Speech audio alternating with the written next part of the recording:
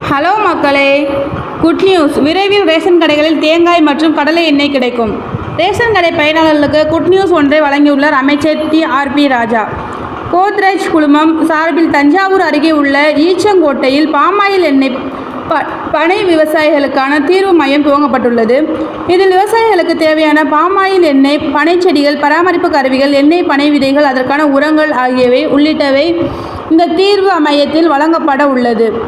இந்நிகழ்ச்சியில் தமிழ்நாடு தொழில்துறை அமைச்சர் டி.ஆர்.பி. ராஜா பேசும்போது, தமிழ்நாடு முதலமைச்சரின் நோக்கம் விவசாயிகளின் வாழ்வாதாரத்தை பெருக்க வேண்டும் என்பதுதான். இதற்காக டெல்டா பகுதியில் விவசாயம் சார்ந்த தொழில்கள், விவசாய பொருட்கள் மூலம் மதிப்பு கூட்டுதல் போன்ற பல்வேறு திட்டங்கள் கொண்டு வரப்பட உள்ளன. டெல்டா மாவட்டங்களில் உள்ள விவசாயிகள் தாங்கள் விளைவித்த பொருட்கள் விற்கும் தொழில் முனைவராக மாற வேண்டும். விவசாயிகள் தங்களின் வருமானத்தை பெருக்கி கடன் கேட்பதை கைவிட்டு அடுத்தவர்களுக்கு கடன் கொடுக்கும் வகையில் முன்னேற வேண்டும். எப்போதும் கடன் கேட்பது முழுமையாக நிறுத்தப்படுகிறதோ அன்றைக்குத்தான் விவசாயிகள் வளர்ச்சியடைந்துள்ளார்கள் என்று அர்த்தம்.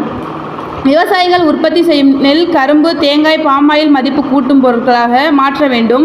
விவசாயிகளின் கோரிக்கையை ஏற்று ரேஷன் கடையில் தேங்காய் மற்றும் கடலை எண்ணெய் விநியோகம் செய்வதற்கான ஏற்பாடுகள் நடந்து கொண்டிருக்கிறதாம். இவ்வாறு பேசினார் ராஜா அவர்கள். தேங்க்யூ.